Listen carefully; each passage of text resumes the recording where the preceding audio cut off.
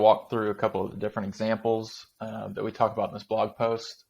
We'll start with, here's the landing page that we set up to kind of go through some of these examples.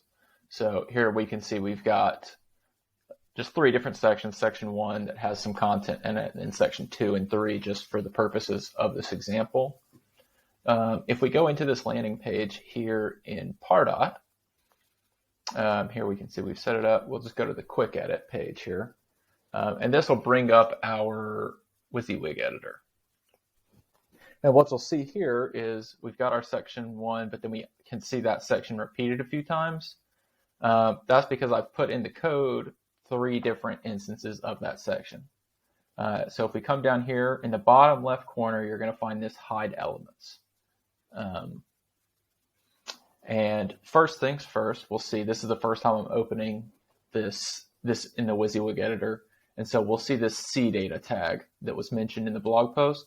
We're going to just come in and we're going to get rid of that. And then we got to find the closing for it at the bottom here too. So we'll get rid of that. Secondly, what we'll see here is we can see all of our different sections. So we've got our header, which is up at the top. We want to keep that around.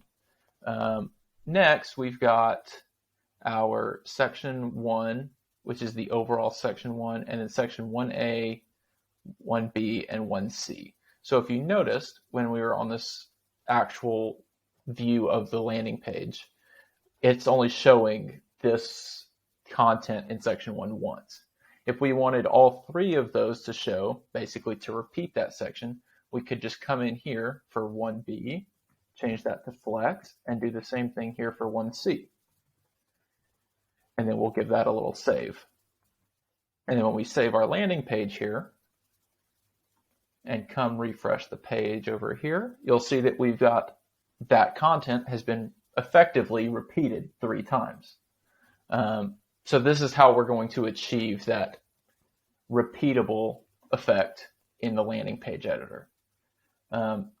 Next, we'll kind of come in and we'll show how we can adjust the order of these elements on the page using that order property we talked about.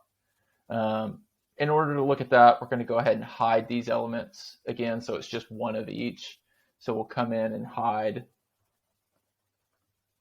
display none and display none on sections 1B and 1C again.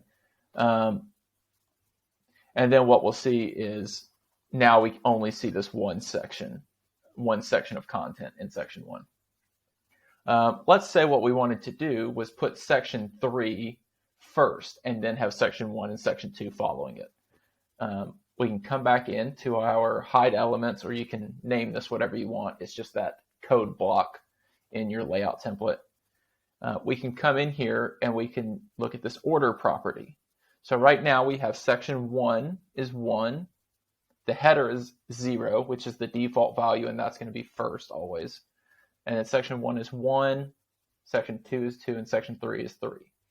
Well, if we wanted to put section 3 ahead of section 1 and 2, we could change that to 1, and section 1 to 2 right below, and then change that to section 3.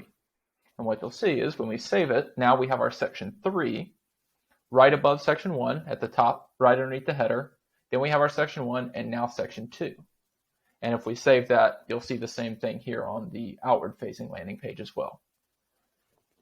So this is kind of how you work with this code block and our makeshift solution for these removable or rearrangeable sections on a Pardot landing page within the editor.